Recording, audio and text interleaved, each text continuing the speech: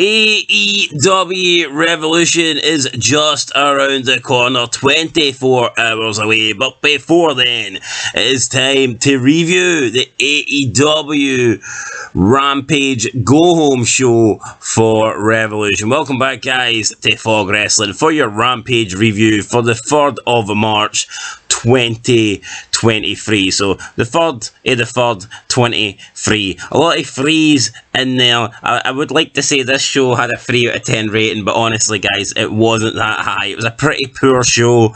It felt like a jobber show, but then again, what Rampage doesn't feel like a jobber show? However, this was mainly used to promote Revolution. It was a lot of promo packages, it was a lot of hype packages, and basically this was like an hour of telling us to buy AEW Revolution. A lot of the matches on this card tonight, just again throwaway matches that didn't need to happen. No storylines. Nothing happened tonight that really revolved around the pay-per-view or advanced any sort of feud going into the pay-per-view. There was nothing like that. I mean, they could have tried to do something, but they didn't. You know, this was literally just a random Rampage with random matches that had zero impact going in to the pay-per-view. So for me, that reason alone, it did kind of suck. But we kicked off with a fatal 4-way tag team match. Top Flight versus the Blackpool Combat Club versus Aussie Open versus Dark Order. Again, nothing on the line here. Whoever wins, does it really matter? Not really. Blackpool Combat Club are coming out. You got Wheeler Yuta, he's waving around his pure titles if it means anything. It means absolutely nothing. Just like Wheeler Yuta's career, the titles are relevant, he's irrelevant, but he thinks he's great. Honestly, he ain't. They get attacked by the Dark Order.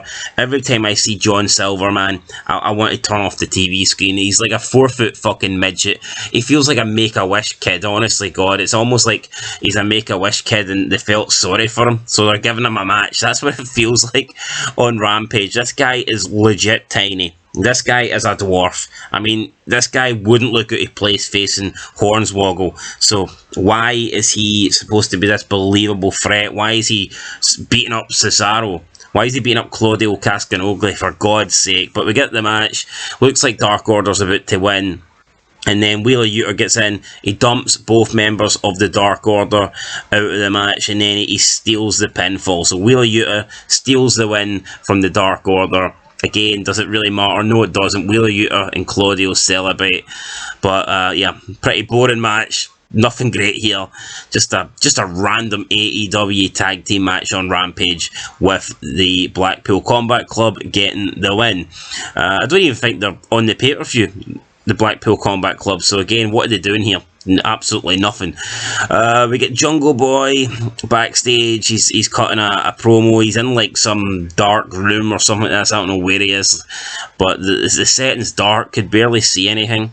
And he says that he's going to give Christian a chance to say hi to Jungle Boy's father on Sunday. So yeah, basically Jungle Boy saying that he's going to kill Christian this Sunday.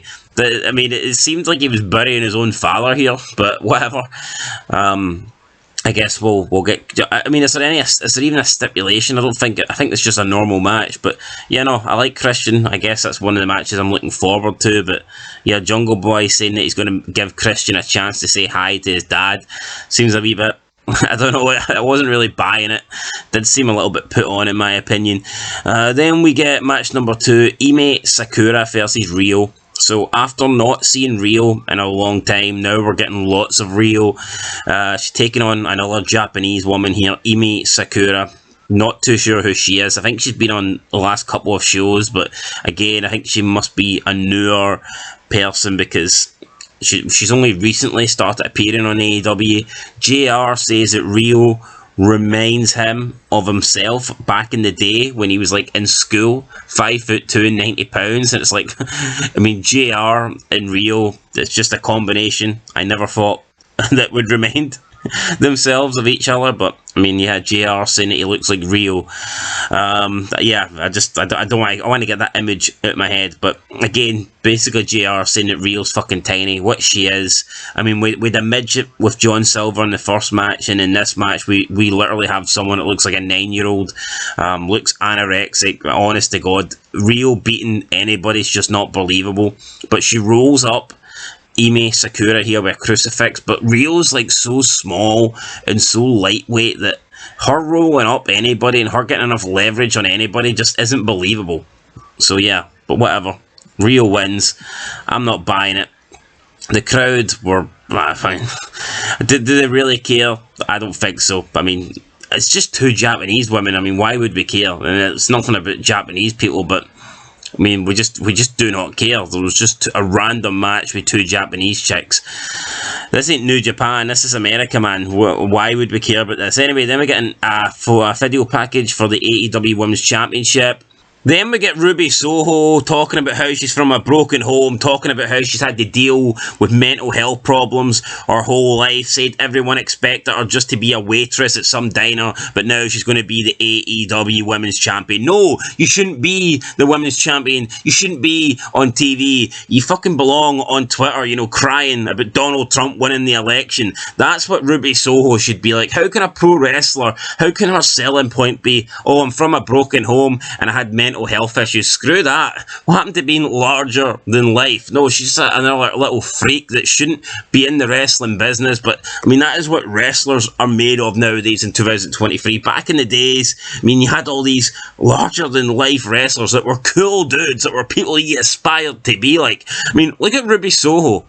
What's cool about Ruby Soho? She's an absolute freak. She's a gremlin. She shouldn't be there. She's like a misfit of the world. And like, I get back in the day, you had like misfits like Raven or whatever, but literally now 99% of the roster is misfits. It just makes absolutely no sense. But yeah, the big selling point here is that Ruby Soho had a broken home in mental. I mean, good luck to her, but I don't think she should be winning. I mean, just look at Ruby Soho. I mean, look at Trish Stratus debuts.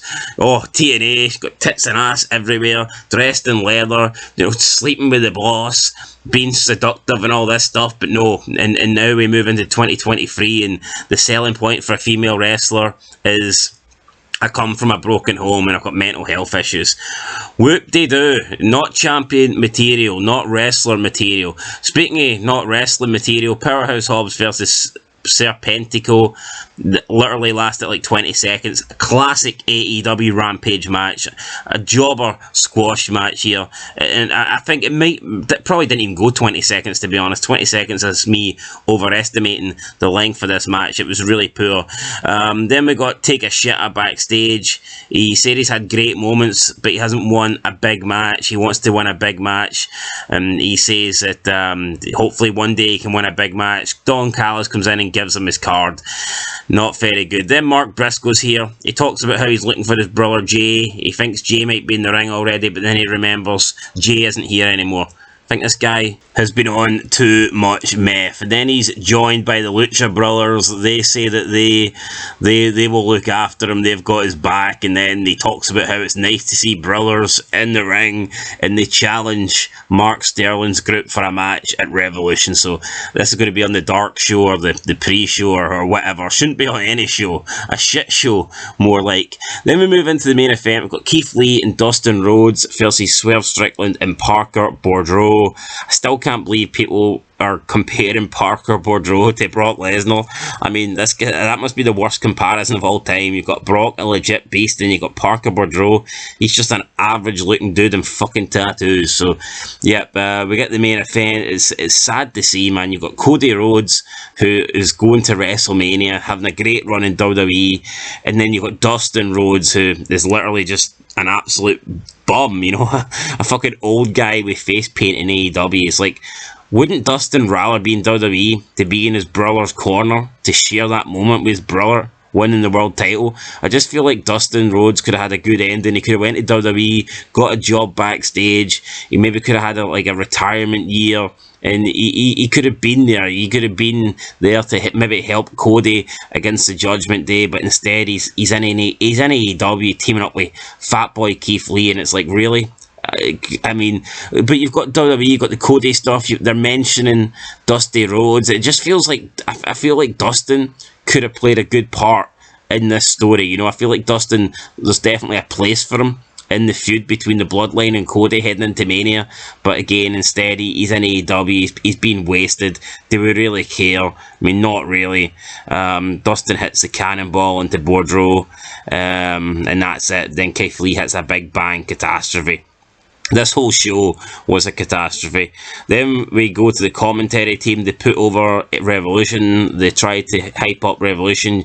Jericho says he can beat Ricky Starks one-on-one and he'll prove it. Ricky Starks comes out behind them, attacks him. They start brawling. JR's like, we need some help out here. Who do we need help for? JR's making it seem as if someone's getting like savagely beaten up, and it was just two guys brawling and JR's freaking out.